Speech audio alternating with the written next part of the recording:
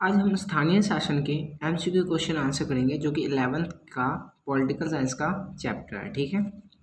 किसको स्थानीय स्वशासन का जनक कहा जाता है? तो वह है लॉर्ड रिपन। और क्यों कहा जाता है वो हम बाद में पढ़ेंगे। 73वां संशोधन जो है, इसमें सबसे मेन 73वां और 74वां है। तो 73वां संशोधन जो है किससे संबंधित है? तो ग्राम पंचायत से। किससे संबंधित है? ग्राम पंचायत से। फिर 74वां संशोधन किससे संबंधित है? तो है नगर पालिका से। किससे संबंधित है? नगर पालिका से। पहले ग्राम आता है तो 73 और फिर उसके बाद नगर आता है तो 74। उसके बाद पंचायत का कार्यकाल कितना होता है? तो पंचायत का जो कार्यकाल अवधि होता है वो 5 वर्ष के लिए होता है। और इसमें अगर कोई मतलब आम चुनाव होता है, आम चुनाव यानी कुछ अगर हादसा हो जाता है तो 6 महीने के भीतर चुनाव इन्हें करवाना पड़ता है। कितने महीने के भीतर? 6 महीने के भीतर। यदि पंचायत भंग होती है तो किस अवधि के अंदर निर्वाचन होंगे? तो 6 माह के भीतर। फिर पंचायती राज व्यवस्था के कार्यों की सूची को किस अनुसूची में दिया गया? तो पंचायती राज व्यवस्था किस अनुसूची में? तो 11वीं अनुसूची में। तो पंचायत जैसे सबसे पहले आएगा और उसके बाद कौन आएगा? नगर पालिका। तो नगर पालिका की जो अनुसूची है वो कौन सी है? तो 12वीं अनुसूची है। पंचायत राज की 11वीं, नगर पालिका की 12वीं। फिर है पंचायत राज का मुख्य उद्देश्य क्या है? तो पंचायत राज का मुख्य उद्देश्य है कि जनता के विकास मूलक प्रशासन में भागीदारी और योग्य बनाना उन्हें, यानी जनता को विकास करना, जनता के मतलब विकास मूलक प्रशासन में भागीदारी योग्य बनाना। ठीक है। जिला परिषद का प्रशासनिक अधिकारी होता है। कौन होता है जिला परिषद का प्रशासनिक अधिकारी? तो वो जिला अधिकारी नहीं होता, वो कौन होता है? मुख्य कार्यकारी अधिकारी। कौन होता है? मुख्य कार्यकारी अधिकारी।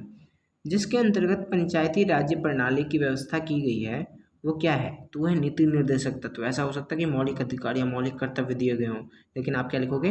नीति निर्देशक तत्व के अनुसार ही पंचायती राज की व्यवस्था की गई है।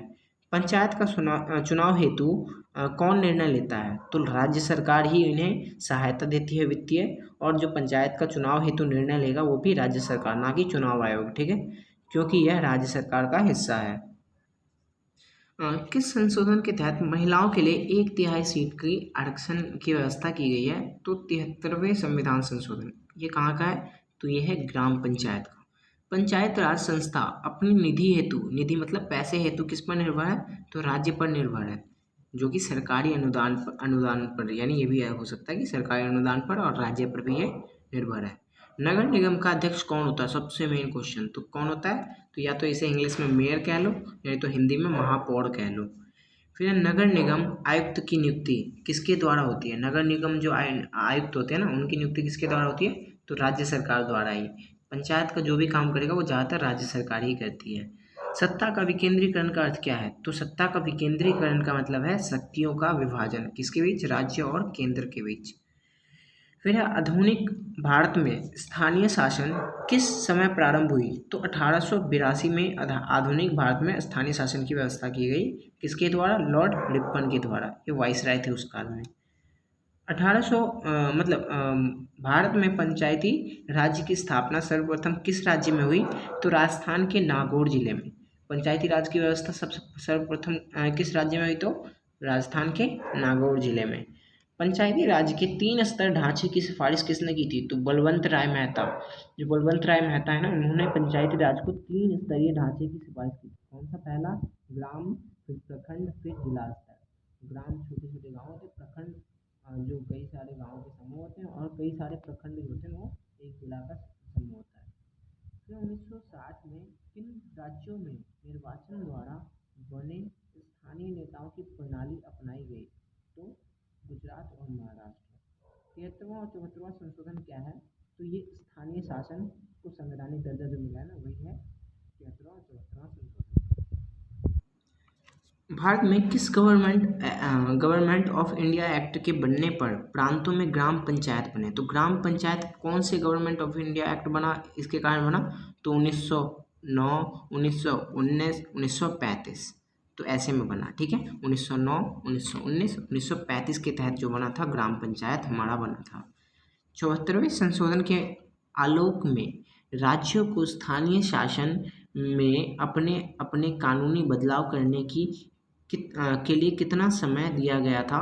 तो 1 वर्ष दिया गया था कि वो अपना स्थानीय जो शासन है ना, उसमें कानूनी बदलाव कर सके। आदिवासी जनसंख्या वाले क्षेत्र जहाँ पे आदिवासी पाए जाते हैं को पंचायती व्यवस्था के प्रावधान के दायरों में निम्नलिखित में से किस अधिनियम के द्वारा दिया गया? तो 1996 अधिनियम के द्वारा आदिवासी के लिए पंचायती राज की व्यवस्था के प्रावधान की बात की गई है। ठीक है, फिर हमारा कि पंचायती राज संस्था में आरक्षित सीटों के बारे में निम्नलिखित में से कौन सा कथन सत्य है? तो ये है कि आरक्षण 1/3 महिलाओं को की गई। हाँ, सही है। 3 स्तरों पर अनुसूचित जाति अनुसूचित जनजाति के लिए की गई, तो ये भी सही है।